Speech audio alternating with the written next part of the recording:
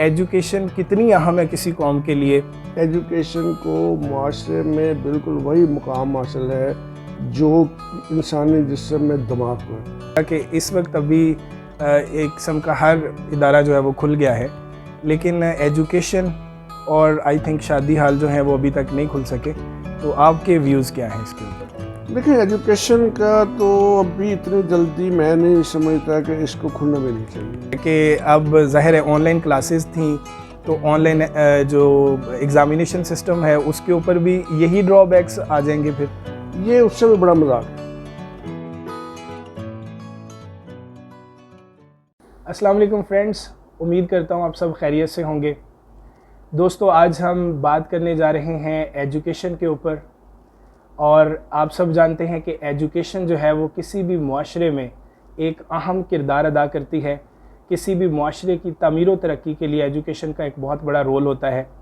तो आज इस सिलसिले में जिस शख्सियत से मैं गुफ्तगू करने जा रहा हूँ और जिनके व्यूज़ आपके सामने रखने जा रहा हूँ, वो किसी तारुफ़ के मोहताज नहीं हैं। शोबाए एजुकेशन में, शोबाए तदरीस में उनका एक बड़ा मुकाम है, बिलखसूस हायर एजुकेशन में, और मुख्तलिफ़ ओहदों पर ये फ़ाइज़ रह चुके हैं। जैसा कि ये रावलपिंडी बोर्ड के चेयरमैन रह चुके हैं, गवर्नमेंट कॉलेज ऑफ साइंस के प्रिंसिपल रह चुके हैं, इसी तरीके से गवर्नमेंट कॉलेज टाउनशिप के प्रिंसिपल रह चुके हैं। फिर इसके साथ साथ लाहौर यूनिवर्सिटी के एजुकेशन डिपार्टमेंट के हेड भी रह चुके हैं, और इस वक्त मुख्तलिफ़ यूनिवर्सिटीज़ के साथ अटैच हैं जहाँ पर कंसल्टेंसी और एडवाइज़री का काम कर रहे हैं।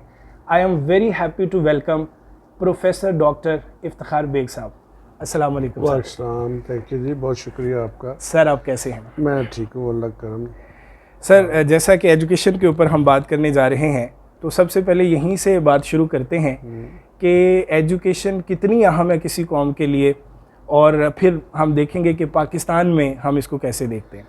देखिए जी प्रोफेसर यासिर साहब, एजुकेशन की किसी भी कौम के लिए अहमियत का अंदाज़ा मेरा ख़्याल है कि इससे बढ़कर और किस बात से हो सकता है कि हमारा दीन में अल्लाह ताला ने जो पहली वही अपने आखिरी नबी सल्लल्लाहु अलैहि वसल्लम पर नाज़िल की है, तो वो भी है इक़रा बिस्मि रब्बिकल्लज़ी खलक़, वो भी पढ़ने के हवाले से है। जी जी। तो इसका मतलब ये है कि ये एजुकेशन की हक़ानियत इसी पहली वही से इस्टेब्लिश हो जाती है, और बाकी सारे मामलात उसके बाद शुरू होते हैं।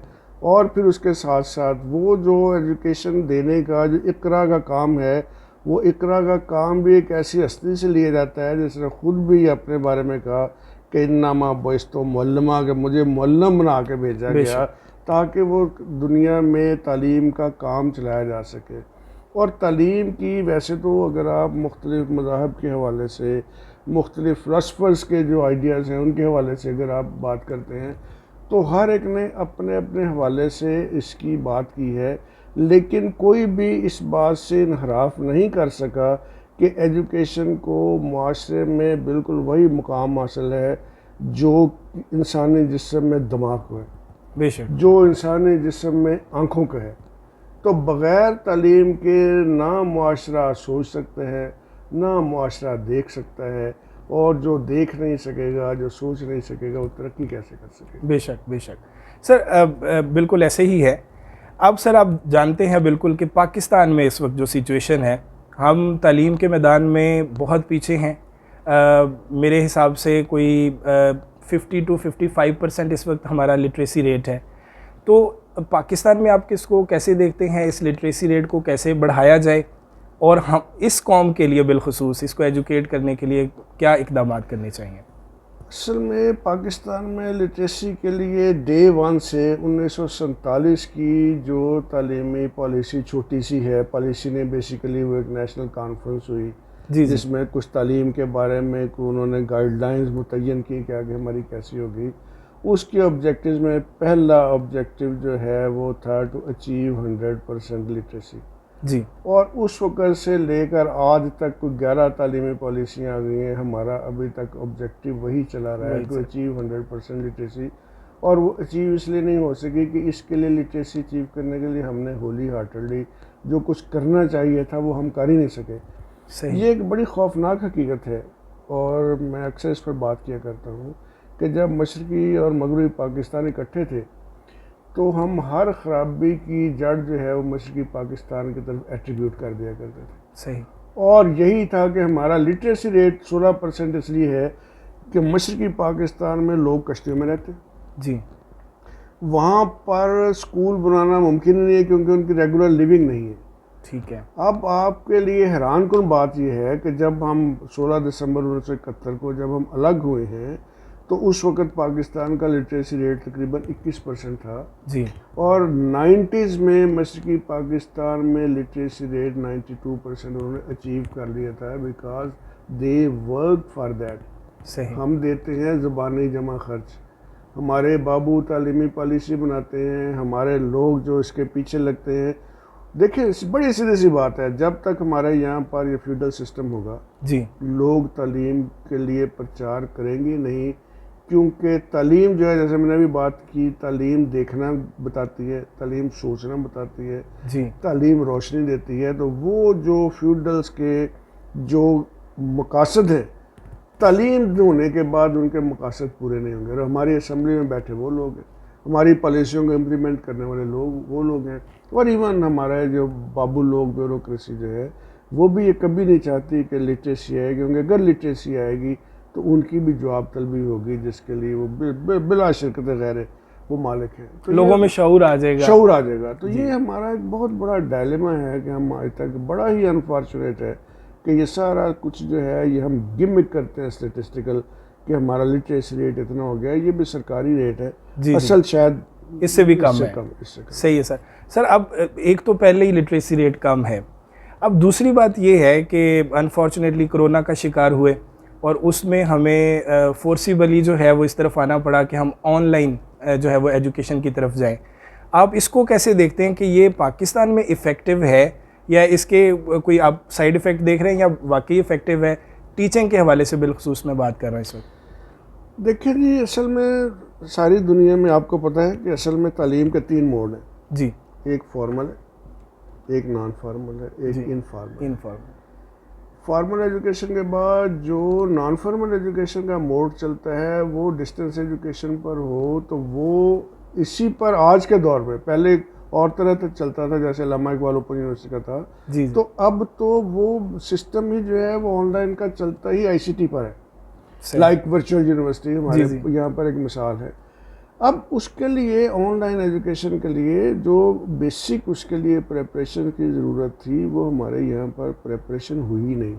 ठीक है। ना हमारे असातिज़ा को पता कि ऑनलाइन एजुकेशन की डिमांड्स क्या हैं। जी जी। ये एक इट्सेल्फ एक सिस्टम है, बिल्कुल ऐसे। ये नहीं है कि आप किसी को जैसे किसी अनाड़ी बंदे को आप गाड़ी के स्टीयरिंग में बिठा दें, नई होंडा सिविक ला के उसको कहीं चलाओ और वो डैम मार देगा कि यार गाड़ी ये तो ऑटोमेटिक गाड़ी है तो चला लेगा। नहीं, इसके लिए आपको उसके लिए ज़रूरत है कि वो बेसिक जो उसकी हैं पढ़ने वालों को भी और पढ़ाने वालों को भी उनका इल्म होना चाहिए। ठीक है। हमारे पास वो नहीं थी, हमने कर दिया जी। लोगों लड़कों ने स्टूडेंट्स ने ख़ास तौर पर हायर एजुकेशन में वो मोबाइल पर क्लासें ले रहे हैं और it's a joke, it's a very serious activity has been turned into a joke. छोटे बच्चे मेरे पोते पोतियाँ हैं, वो बड़े बड़े स्कूलों वालों ने फीसें लेने के लिए ऑनलाइन सिस्टम, माँ को 1 घंटे के लिए, अब वो माँ बैठी वो कर रही हो, छोटे बच्चे को केजी के नर्सरी के बच्चे को क्या पता कि वो मिस क्या बोल रही है। इसी तरह ऊपर वाली 4वीं 5वीं तक भी मेरे बच्चे हैं, वो मतलब कि काम माँ ही करती है, बच्चों को तो पता ही नहीं है, बच्चे अपने उस पर लगे हुए हैं। और बड़ों का ये हाल है कि चूँकि वो बड़े हैं लिहाजा उनको तरीके आते हैं। मिसाल के तौर पर जो मेरा एक्सपीरियंस है कि ऑनलाइन होकर आप आ गए, फिर कहा सर मेरा नेट नहीं काम कर रहा तो मेरी वीडियो नहीं चल सकती, आपने अपने नाम की प्लेट लगा दी, 3 घंटे की क्लास है, 3 घंटे वो अपने घर के काम करते रहे और उसके बाद जब अंदाज़ा हुआ कि क्लास अब ख़त्म होने वाली है, आके वहाँ पर बैठ के अगर सर ने कोई सवाल कर भी लिया तो उसका जवाब दे दें। सही है, बिल्कुल ऐसे। It has turned into a joke. बिल्कुल ऐसे। ऊपर से ये भी पता है कि हमें किसी ने कोई फेल तो नहीं कर देना, तो इसके लिए बाकायदा तौर पर जो उसके लिए तरीक़ाकार है नॉन फार्मल का, और जिस तरह वर्चुअल यूनिवर्सिटी का है कि आपकी असाइनमेंट्स हैं, आपका इंटरेक्टिव सेशन है, बड़े बड़े वहाँ पर माइक्रोवेव लिंक्स हैं जिन पर आप बैठकर उनके साथ कर सकते हैं बात। अब आप टीचर अब मतलब मैं था दे रहा हूँ लेक्चर दे रहा हूँ 3 घंटे में दीवार के साथ सामने जी मैं जी बोल रहा हूँ, मेरे लैपटॉप पर मुख्तलिफ किस्म के 28 नामों के प्लेटें आई हुई हैं, मेरे जी। सामने कोई नहीं है। पता तो अब नहीं वो है ना वो किधर क्या। है, किधर है, कोई पता बिल्कुल नहीं। ऐसे सर, मेरा भी यही एक्सपीरियंस रहा है इसके मामले ये में। इसके लिए हमें ट्रेनिंग फैकल्टी को भी, स्टूडेंट्स को भी, और फिर उसके साथ साथ उस वक्त तक कोई काम करने के लिए तैयार है। देखिए रब ने भी हमें दोनों चीज़ें दी, कैरेट एंड स्टिक, जन्नत का लालच भी दिया, दोज़ख का ड्रावा भी दिया। जी जब तक आप उनको सजा का या किसी डेप्रीवेशन का आप थ्रेट नहीं देंगे, स्टूडेंट्स ऑनलाइन पर घरों पर बैठे कैसे उसमें इंटरेस्ट लेंगे।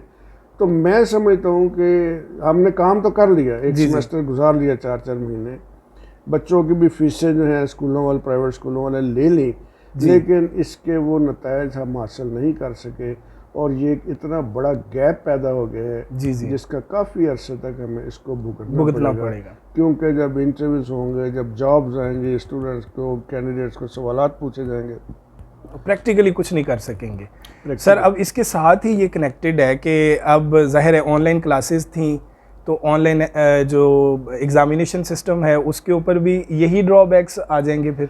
ये उससे भी बड़ा मजाक है ठीक है। मेरे तजर्बे के मुताबिक। ऑनलाइन जो इम्तहानात का निज़ाम है वो उससे भी बड़ा मजाक है, क्योंकि हमारे ये मैच पैमाने पर ऑनलाइन, हाँ ऑनलाइन इम्तहानात होते हैं FCPS के, जी जी वहाँ पर सेंटर में बैठे हैं, जी वहाँ पर MCQ, हर बंदे के सामने कंप्यूटर है, उसके MCQ आ रहा है, उसके बाद MCQ चला जाता है, आप बैठे हैं, टाइम ख़त्म हो गया तो आप घर में बैठे आप ऑनलाइन इम्तहान अटैम्प्ट कर रहे हैं, और फिर आपके पास ये भी बहाना है जी नेट के मुतासर होने की वजह से हम आपको टाइम डबल दे रहे हैं। जी। तो वो जो आप डबल टाइम दे रहे हैं, उस डबल टाइम में आप क्या कुछ नहीं कर सकते। बहुत कुछ हो सकता है। इससे ज़्यादा अच्छा यही था कि ग्रेसफुली, जिस तरह से बोर्ड्स और यूनिवर्सिटीज़ ने तय कर लिया कि जी हम जी इन लोगों को पिछली एवरेज की बेसिस पर गवर्नमेंट ने कहा कि इनको प्रमोट कर दें, जी ये ग्रेसफुली उनको अगर प्रमोट कर देते तो वो कम से कम ये था कि एक एहसान वाली बात हो जाती। जी ये अब उनके लिए यही है कि जी हमने तो अपना आप दिखा दिया ना, अगर उन्होंने मैं नहीं किया। मैं मुतमईन नहीं हूँ, जितनी मेरी एक्सपीरियंस है, जितनी मेरी सर्विस है जी जी टीचर एजुकेशन के, टीचिंग की भी, ये जो इम्तहानात इसके ऑनलाइन है, ये तो बिल्कुल ही ऑनलाइन टीचिंग से भी ज़्यादा ये फ्रूटलेस रहे। बिल्कुल ऐसे। सर इसमें ये भी एक इशू आता रहा है जो देखने में आया है कि इंटरनेट प्रॉब्लम बहुत ज़्यादा है।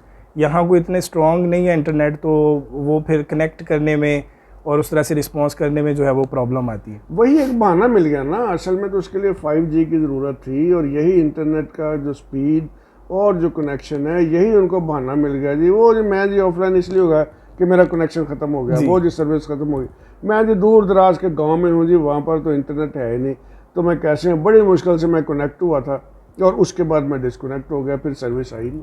जी जी ठीक।